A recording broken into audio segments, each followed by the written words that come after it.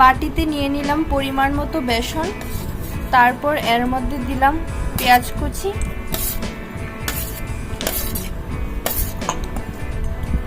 তারপর দিতে হবে আদা কুচি,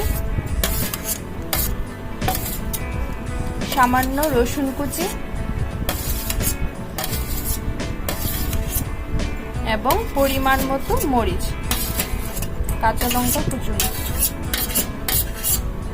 এর মধ্যে দিতে হবে চালের গুঁড়ো,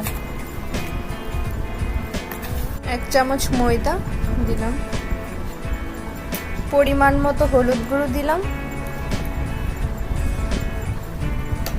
তারপর দিলাম পরিমাণ মতো লঙ্কা গুঁড়ো, দিলাম জিরের গুঁড়ো, স্বাদ মতো লবণ দিয়ে দিলাম তাতে। তারপর সব উপকরণগুলো জল দিয়ে মিশিয়ে নিলাম। আমাদের এখানে উপকরণগুলো মাখা হয়ে গেল।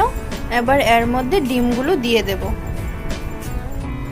কেটে রাখা সেদ্ধ করে ডিমগুলো দিয়ে পুর বানিয়ে নিলাম।